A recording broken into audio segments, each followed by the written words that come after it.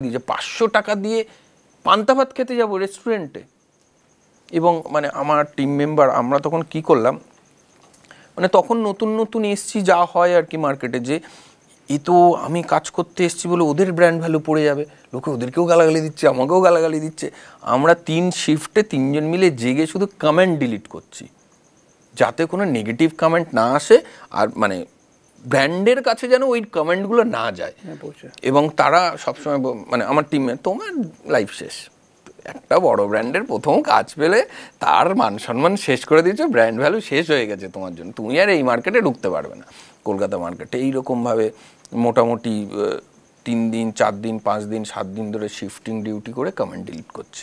তো এখন প্রায় 5-7 দিন পরে আমাকে ওনার ফোন করে, আমি তো আর ফোন টোন করছি না, আমি ফোন করলেই আমি গালাগালি খাবো, ফোন টোন করার দরকার নেই, ফোন টোন করছি না। ফোন করে বললো, বিশ্বজিৎ কেমন চলছে?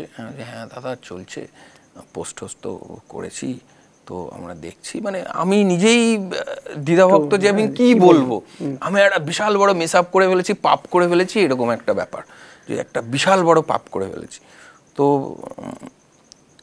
উনি শুনছে খুব, মানে কি কোয়াইটলি শুনছে, হাসছে। এবার একটা দুটো কথা আমি বলছি, হ্যাঁ প্রচুর নেগেটিভ কমেন্ট আসছে, আমরা চেষ্টা করছি হ্যান্ডেল করার জিনিসগুলোকে, যতটা সম্ভব কমেন্ট ডিলিট করছি যাতে কোনো নেগেটিভিটি মানে দেখা না যায়, এই ওই সেই। চুপচাপ শুনছে আর হাসছে, হেসে বলছে, তোমাকে এসব করতে কে বলেছে? তোমাকে এসব করতে তো কেউ বলেনি। তো আজ থেকে 10 বছর আগে যখন আমি রেস্টুরেন্ট শুরু করেছিলাম, তখন লোকে বলতো রেস্টুরেন্টে পয়সা দিয়ে ডাল ভাত কিনে খেতে যাব, ডাল ভাত কিনে খেতে রেস্টুরেন্টে যাব, তখনও লোকে এরকমভাবে বলেছিল।